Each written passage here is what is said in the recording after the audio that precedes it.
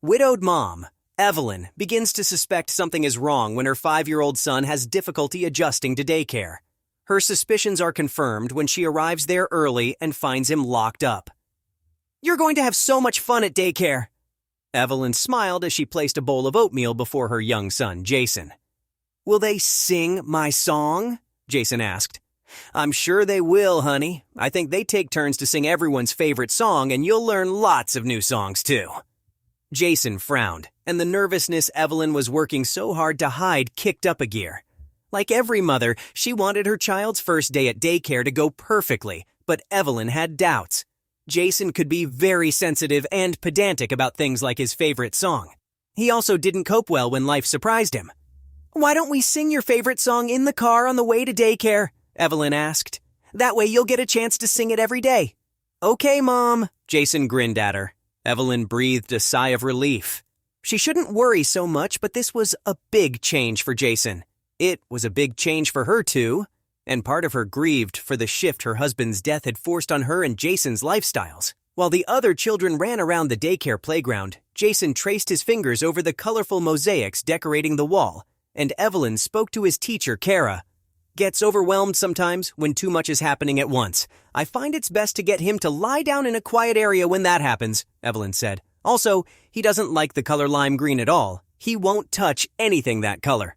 "Don't worry," Kara smiled reassuringly. "We have what we call a calm corner for kids who get overwhelmed. We have some stuffed toys there and a bottle of glitter in non-toxic liquid. We shake up the bottle and ask the kids to watch it. It does the trick every time." "That's great," Evelyn replied. She had doubts about this method, but surely the teacher knew best. Evelyn needed to get to work soon, so she said goodbye to Jason. He immediately burst out crying. Jason clung to her leg like a burr. "I want to go home." "I'm not going home now, champ. I'm going to work." Evelyn leaned over to rub Jason's back. "I know this is hard, but please be brave enough to try it. I just know you're going to make lots of friends here, but you have to give it a chance." Evelyn drove to work with tears in her eyes. No amount of coercion had convinced Jason to release her, and eventually, Kara had to help her to pry the child off her leg.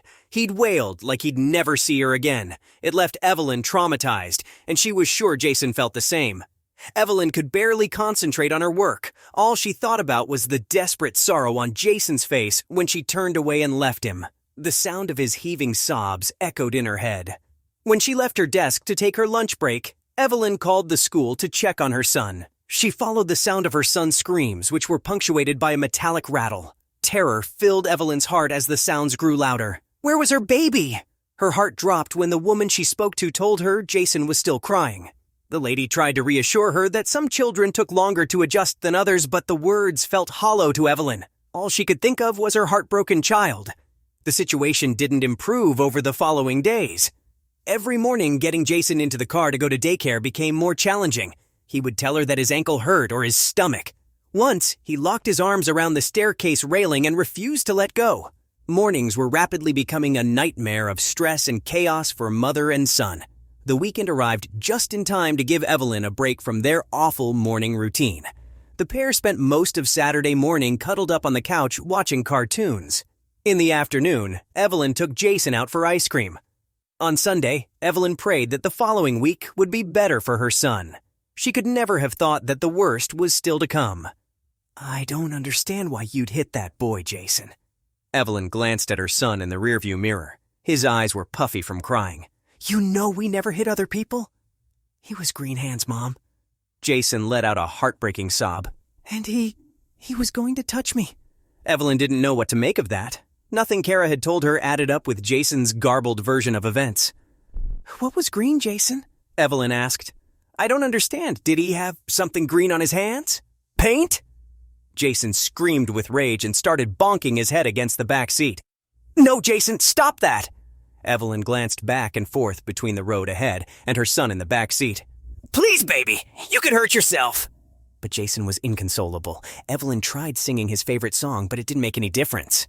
When they got home, he ran to his room, climbed into the closet with his stuffed giraffe, and stayed there until dinner. As she watched Jason eat his macaroni and cheese one noodle at a time, Evelyn wondered if something was wrong with her son.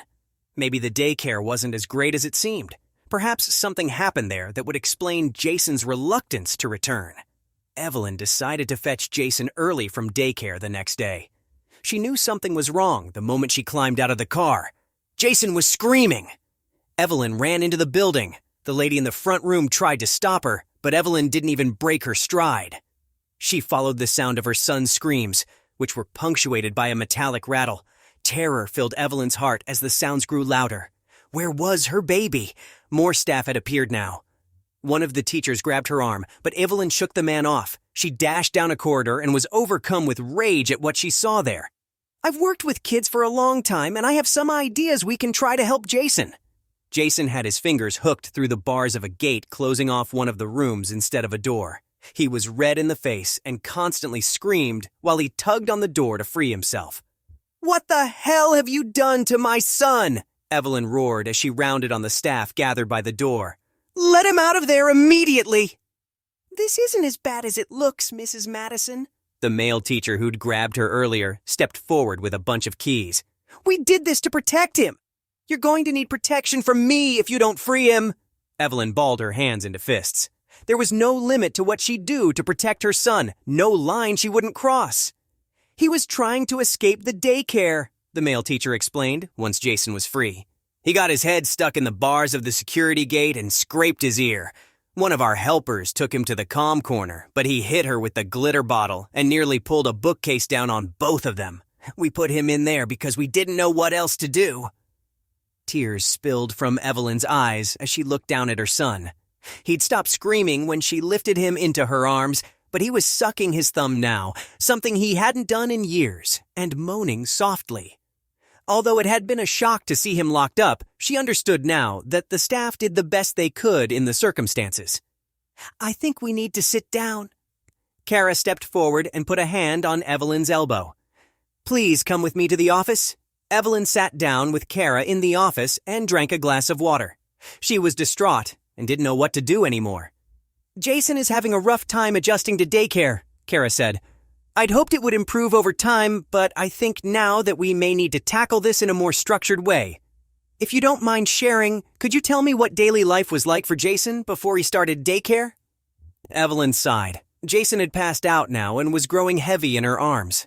She gently adjusted his position and told Kara how she'd been a stay-at-home mom until her husband died in a work accident. Fresh tears coursed down her cheeks as she confessed she didn't know what to do anymore. I know it's hard, Evelyn, but I want to help you. Kara leaned forward in her chair. I've worked with kids for a long time, and I have some ideas we can try to help Jason. I'm willing to try anything, Evelyn replied. First of all, I'd like to arrange for the psychologist we work with to meet with Jason. There may be other factors at work here that need attention, and she can provide us with guidance about that.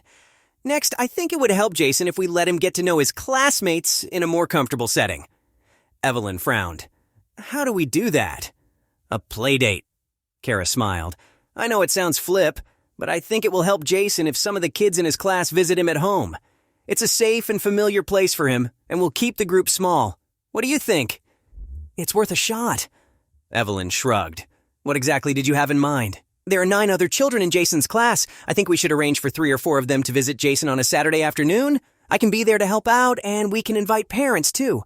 That way there will be plenty of adult supervision, but the kids will still have space to play with each other. Like a small party. Evelyn smiled. That sounds great. That Saturday, Evelyn and Jason decorated their home with balloons and streamers. Evelyn helped Jason choose which toys to keep out to share with his guests, and which he wanted to pack away. Kara arrived around midday with snacks for the children. Evelyn sat on her back porch an hour later, watching Jason and the other children race around the yard. They devised a complex game where every time someone was tagged, they had to switch toys with the child that tagged them. A few arguments broke out, but mostly the children were happy. Their laughter echoed around the yard and brought smiles to the adults' faces. It turned into a great day for everyone. The following Monday, Evelyn was woken by Jason's small hand patting her cheek. Mom, you need to wake up, Mom, so you can take me to daycare. Evelyn squinted at her son through sleepy eyes. Are you excited to see your friends again, champ? I am. Jason beamed at her as he jumped up and down. I got dressed and everything. Evelyn blinked in surprise. She took in Jason's back-to-front t-shirt, blue shorts, and mismatched socks with a smile. Okay, Mr. Snappy Dresser, I'm up. Let's get ready for the day. Over the following weeks, Kara and Evelyn ensured that Jason spent time with all his classmates. It made a massive difference in his attitude towards the daycare, and helped him at home, too. As he socialized more, Evelyn noticed that Jason seemed to find it easier to cope with the challenges of daily life, like encounters with the color lime green and baths that weren't the perfect temperature.